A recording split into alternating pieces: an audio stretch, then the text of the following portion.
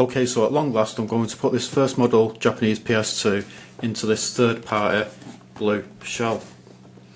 So if you're wondering what this sticker is, it's just something that I put on the PS2 to remind me, just in case I did something stupid like plugging in the UK power lead without thinking. So it just says Japanese, do not use a UK power cable. Okay, so first off I'm going to flip this over and take off the tabs, which are covering the screws. So let's turn it around this way. So I'm just going to simply pry off the covers with this small flat screwdriver. So some of these covers are rubber and some are plastic. So that was a rubber one, this is a plastic one. Plastic ones can be fairly difficult to get off.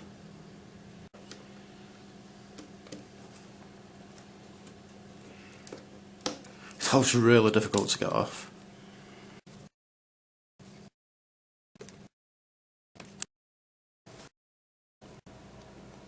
I'm pretty sure on most other models of Fat PS2 they don't have any screws there and there. Alright, so I've taken off all the covers and now I'm going to take out all of the screws.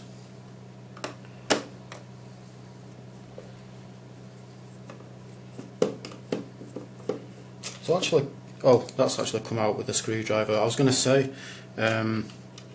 before when I was actually taking apart my other Fat PS2, I came up with the idea to use a magnet to get the screws out, which is a lot easier than having to turn the console over and shaking it hoping that the screw will fall out.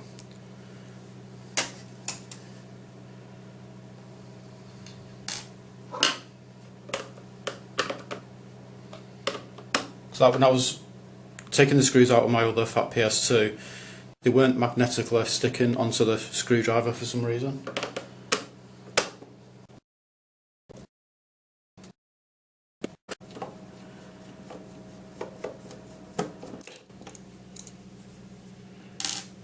Okay, so that is all of the screws taken out of the console, so I'll flip it over. Just making sure there aren't any screws still in it.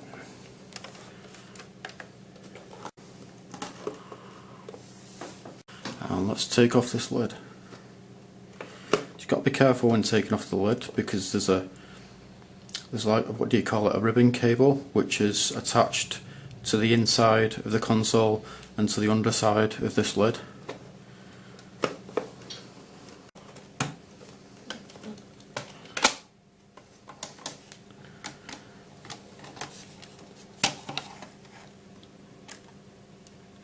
So there's the ribbon cable that I was talking about, but it's a lot different from how the ribbon cables are on a lot of other models of Fat PS2.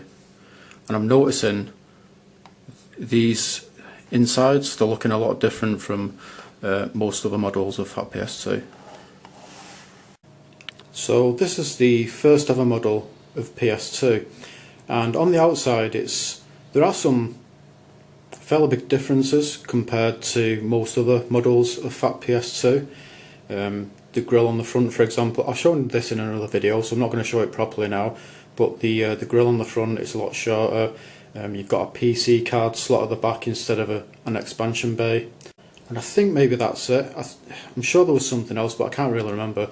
But anyway, as I was taking this apart, the first ever model, so I can put it into its blue shell, I thought I would compare the insides of it with a more regular model of Fat PS2. Now I'm not sure if most of the models of Fat PS2s are exactly like this or whether they're very similar, but as you can see here, this first model PS2, it's looking a lot different from a later model one.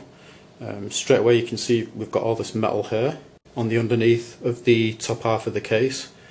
On the more regular model you don't have any of that. The ribbon cables are different as well. So I think this is how the ribbon cable looks on a lot of Fat PS2s, but on this first model it's quite different. You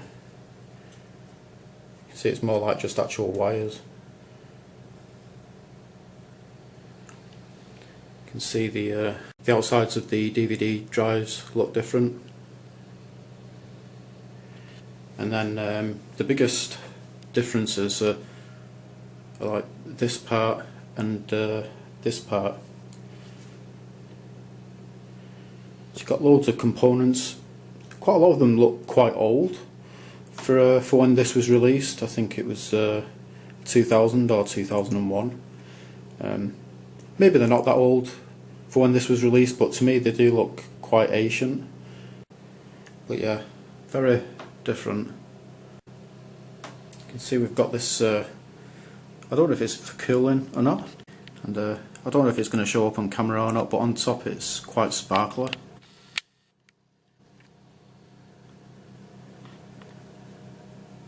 See if casting the shadow over it helps, and it does actually. As you can see, it's kind of sparkly. But yeah, very different from this later model with PS2. So let's pry out the eject and power button mechanism from out of the lid. I don't know if I have to kind of try and push it forwards by pushing against these buttons.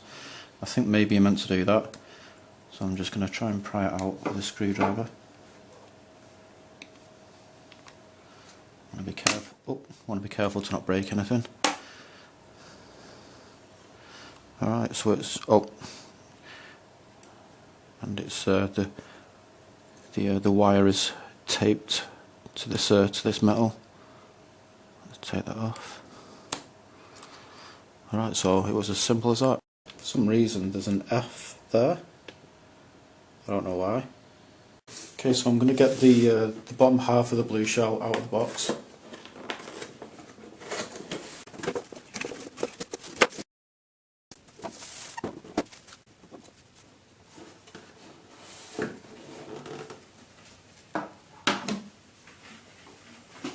Okay, so I should be able to take the internals straight out of the bottom half of the shell.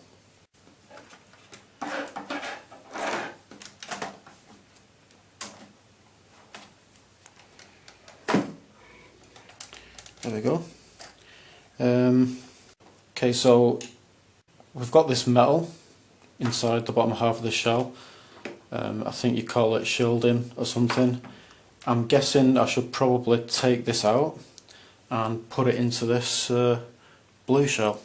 Yeah, I cannot pry this metal off the inside of the case. It's just stuck down really well with glue or something. I did even try soaking both halves in soapy water overnight. I didn't really expect it to do anything, but I thought, you never know, I could be surprised. But yeah, the metal is still really stuck down. I can try and pry at it really hard, but it just actually bends the metal. So I'm going to have to go without the metal inside this new case. Now, I don't know much about electronics at all, but I think the metal is shielding, and I think shielding is so that piece of electronics won't interfere with any other electronics that it's near to. Now, the only electronics that the PS2 is going to be near to is the step-down converter and the CRT, and it may not even interfere with those. So hopefully it'll be fine inside this blue case without what I think is shielding. Also, I've seen a few pictures online of fat PS2s inside this blue case without the shielding or whatever it is in there. And the good thing about that is that you can see the insides better without the shielding. So it might be perfectly fine, hopefully it will be. So inside the bottom half of the original case, there's a grill, like a metal grill behind the plastic grill. And what I'm going to do is I'm going to try taking it off without damaging it. It does look very fragile and thin. But if I can take it off without damaging it, I'll stick it onto the inside of the blue shell. So what I'm going to need to do is I'm going to need to bend this metal away because it's over some of the grill.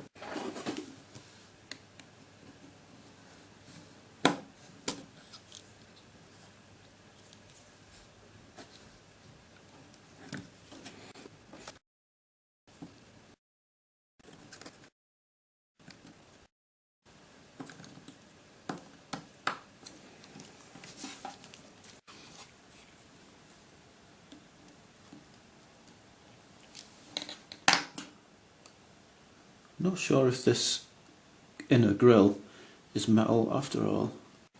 I mean, it's so thin and it looks so delicate. I'm surprised it's not ripping as I'm pulling it off this sticky stuff. I guess this inner grill is just maybe to stop too much dust coming through the plastic grill and into the PS2. I don't know. And there you go. At first it really didn't seem like I'd be able to take this off without breaking it, but I thought, you know, I might as well give it a try. I've got nothing to lose.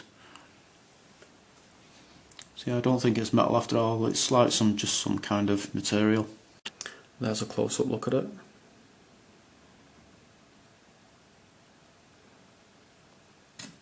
Okay, so I've been trying to stick this grill onto the plastic case for ages now, and it's just not really worked out, so I'm going to leave this for now. I'm thinking maybe this will be fine without this grill, because this is going to be in the TV unit, so it's going to be enclosed behind the glass doors, so it's going to be difficult for dust to get in there anyway. And if there does end up being like a big build-up of dust in the PS2, I could just take it apart and just clean the dust out, so I'm thinking it'll probably be fine. But I may, you know, one day I may come up with an idea for sticking this onto the case that actually, you know, which will work out well. So yeah, so now it's time for the transplant. Let's put this PS2 into the blue case.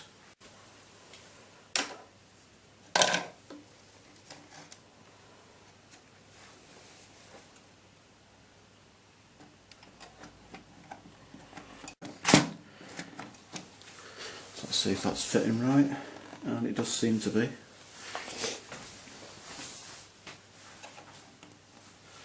And yeah, let's put the lid on. Oh, actually I need to put this into the lid, so let's do that.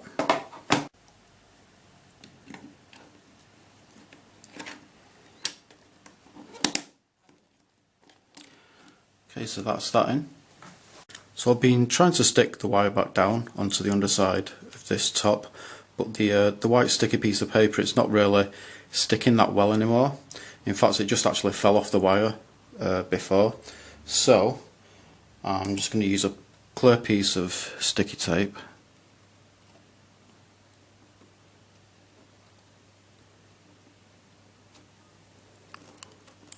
Like that.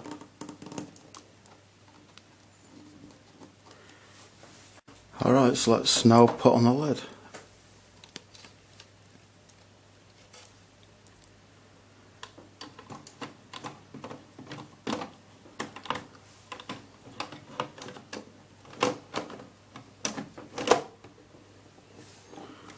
And that's it.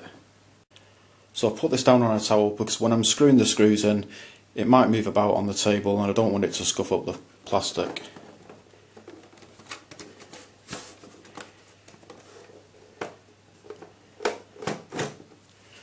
Alright, so let's start screwing in those screws. So I'm having a bit of trouble with screwing in some of these screws into the new shell. For example, this long one, you can screw it either into this hole or this hole. And when I try both holes with this long screw, it doesn't really want to screw into the shell. It feels very tight, almost as though I'm creating a new thread. So I'm a bit worried about cracking the shell, so what I'm going to do is I'm going to leave these two long screws and just try the smaller ones, and hopefully these will screw in okay.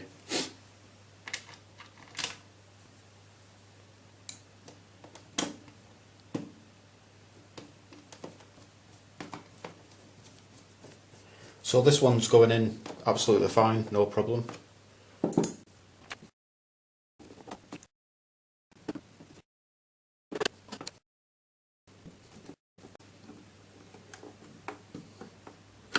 And I'm actually trying not to screw the screws into the shell too tightly because I'm worried about cracking it. I've heard of third-party console shells cracking because of screwing in the screws, so I'm going to be careful. So this screw, it's feeling really tight and I've not really screwed it in that much, so I'm going to not screw it in.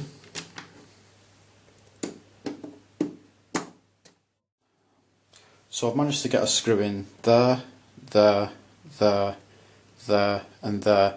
So it should be fine. It's not like the shell is going to come apart or anything. So this is the bag that I've got with the shell, and it's got new, I don't know what you call them, plastic tabs to put over the screw holes. So some of the plastic tabs are blue, just like the shell.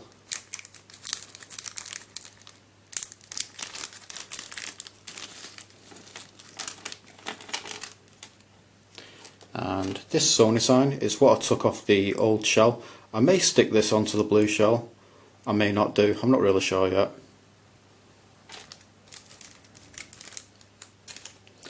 And these are like the rubber feet for the end of the console, if you want to stand it up on its side.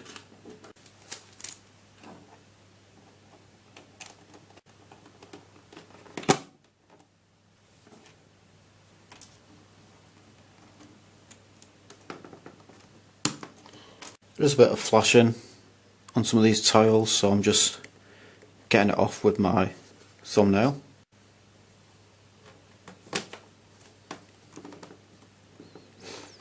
So these actual tabs are raised a bit, I'm not really sure why. I was thinking maybe the screw underneath, it's kind of, I've not managed to screw it down completely, but there's actually no screw in there, and this one is still raised, so I'm not really sure what's going on there. So these two, they're flush with the surface. So is that one? Oh wait, no it's not. Yeah, it's kind of raised. Well, I can press it down, so when this console is on a surface it will actually push down, so that should be fine. Okay, so this is one which I tried to push into one of these holes before, but it wasn't sitting flush. Now that I've taken it out, the actual plastic prongs on it, which kind of bend so it clips into place, those have broken. I'm pretty sure I didn't put it in the wrong way. I mean, I can't really see how there could be a wrong way of putting it in. I just put it into the square hole, pressed it down so it clicked into place, and yeah, just doing that it's actually broken the prongs on it. But I may actually be able to get it into this hole now, and it might sit flush because the prongs are just kind of broken on it. And it is actually sitting flush. It kind of feels like it's tight in there, so I don't think it's going to fall back out. So let's see, there should be another blue tab somewhere, unless I wasn't given enough. Oh, there it is. I totally thought one was missing then. I was looking for ages, but I've actually found it. So let's so now all of these are sitting flush. Well, except for that one, it's kind of raised a little bit, but it does push in. So let's try this one again. So again, this one is raised, it pushes in, but you've got to use a lot of force, so I don't think the console sitting on a surface will be the weight of the console. I don't think it will be enough to actually push this one in properly. So I'll take this tab out, and I'll actually just break the little plastic tabs on it. I'll kind of push them in, and then maybe it will sit more flush.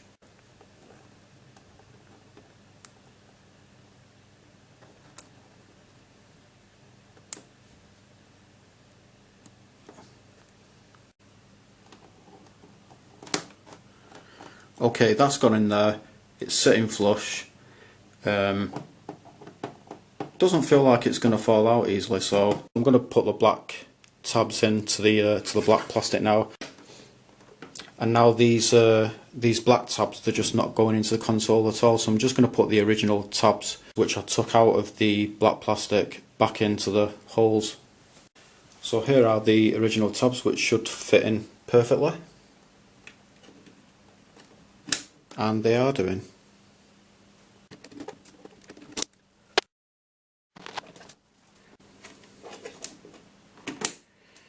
And just one last thing. Put this PC card tray back in.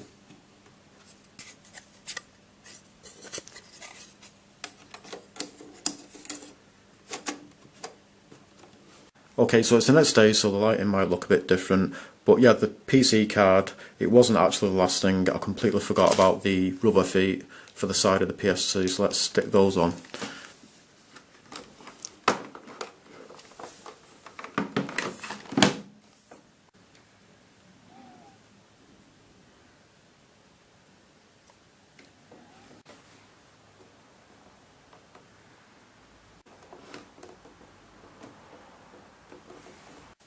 Okay, so I'm going to need to look at things really closely while putting these on, so I'll put them on straight, but unfortunately the camera and tripod are in the way, so I'm going to move them out of the way, and so I'll be doing the rest off camera. Okay, so that's the rubber feet now on the console, and that's it, it's finished. So let's take a look at it. So yeah, so I think this looks absolutely beautiful. So this is how it would look if I had the Sony sign on it, which I may end up sticking it on it, I'm not really sure.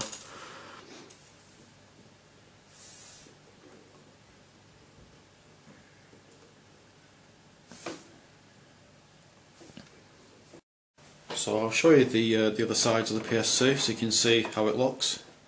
So there's the side there, the back, and there's the top.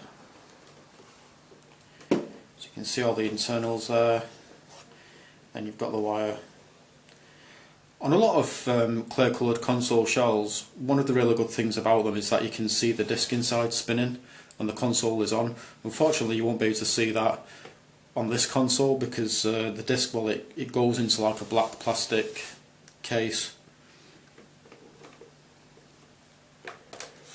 And there is the bottom. And I'll give you a nice close-up look at this.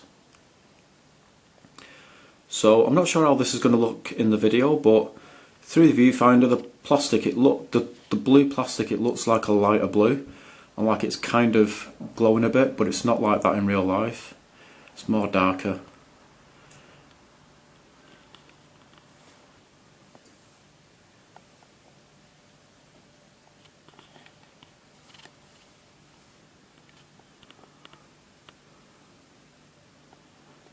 So you can see through the ventilation to the front of the console there.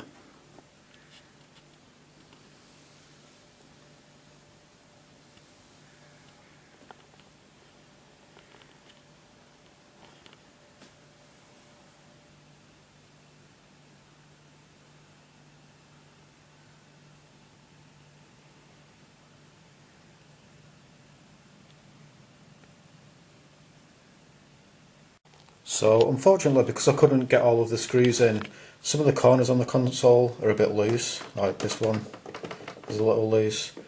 This one it's fairly loose, you can see it's moving quite a bit.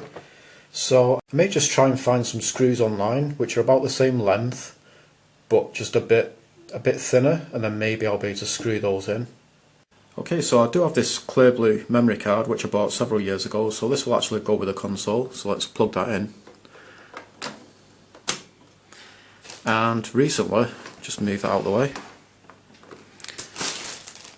I bought a clear blue controller off eBay to go with the console, so let's unbox this.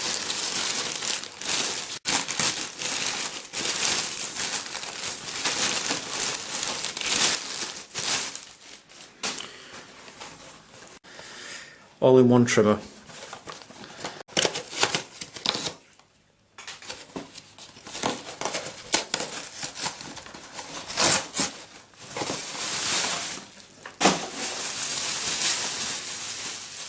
And here it is. Cable looks like it could do with a bit of a clean. Alright, so there is the controller. Looks really nice.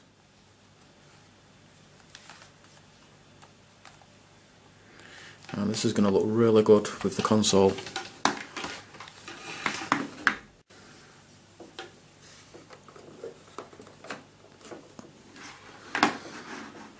And so there you go. Awesome.